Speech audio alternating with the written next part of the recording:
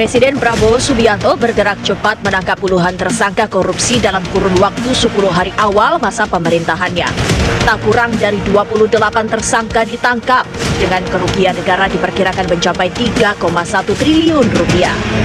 Sejumlah kasus korupsi tersebut diantaranya menjerat satu orang dari PT AP sebagai tersangka dalam dugaan korupsi izin ekspor minyak sawit mentah atau CPO pada periode 2021-2022. Kasus ini diperkirakan merugikan negara hingga 1 triliun rupiah. Kasus besar lainnya melibatkan PT Antam Indonesia dengan 6 orang tersangka terkait produk ilegal logam mulia merek LM Antam dengan total 109 ton. Korupsi ini menimbulkan kerugian besar bagi negara dan seluruh tersangka telah ditahan. Kasus lainnya adalah dugaan korupsi dana hibah National Paralympic Committee Indonesia atau NPCI senilai 122 miliar rupiah. Seorang anggota DPRD ditetapkan sebagai tersangka dalam kasus ini. Kemudian, 12 tersangka korupsi tol Padang Pekanbaru yang merugikan negara 27 miliar rupiah. Ada pula penangkapan 3 hakim Pengadilan Negeri Surabaya yang terjaring OTT dalam kasus dugaan suap pembebasan Ronald Tan. Selain 3 hakim, pengacara Lisa Rahmat dan mantan penjabat Mahkamah Agung Zarof Rikar juga turut menjadi tersangka. Selain itu, Kejaksaan Agung juga menetapkan TL sebagai tersangka dalam kasus dugaan korupsi impor gula saat menjabat sebagai Menteri Perdagangan 2015-2016 yang menyebabkan kerugian hingga 400 miliar rupiah. Kasus korupsi yang diungkap tidak hanya melibatkan pejabat tinggi, tetapi juga aparat desa.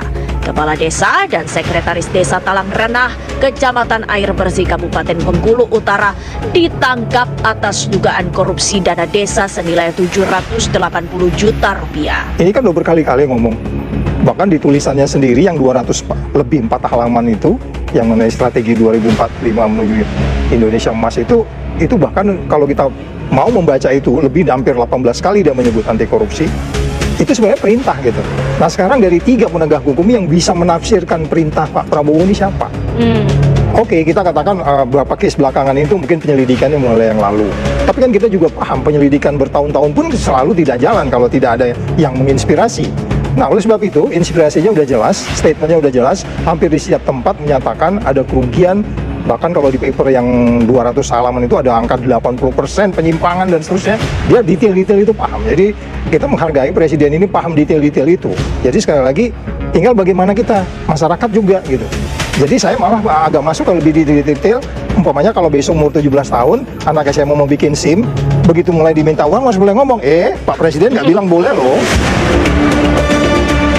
Sejak awal menjabat presiden, Prabowo kerap menekankan komitmen yang besar dalam pemberantasan korupsi di Indonesia. Prabowo pun mengatakan akan memberikan sistem pengawasan yang ketat untuk memberantas korupsi.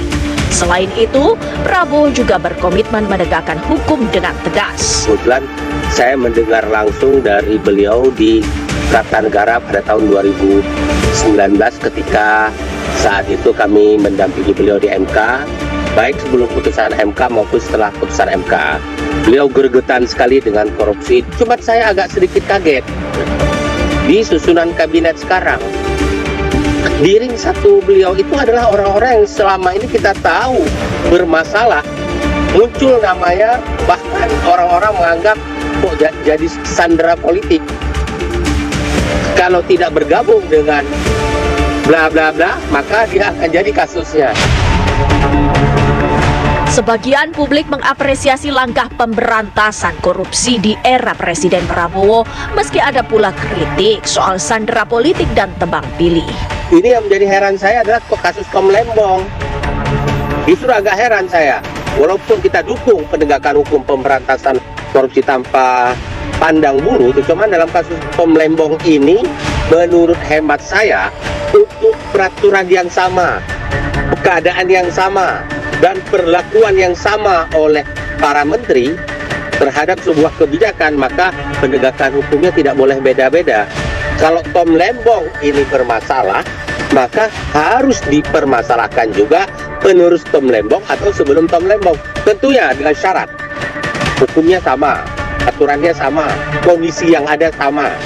Nah, sehingga kita tidak boleh terjebak. Pak Prabowo harus menjaga diri, jangan sampai terjebak seperti kritik kita selama ini, Pak. Saud Sitomorang semua mengkritisi orang, ada yang mengatakan hukum itu tajam ke bawah tumpul ke atas. Kalau saya mengatakan tajam ke kiri tumpul ke kanan. Tapi apakah beliau sekarang dalam keadaan tersandera juga? Itu yang agak-agak saya heran dengan penyusunan kabinet sekarang. Memberantas korupsi di Indonesia memang tak semudah membalik telapak tangan.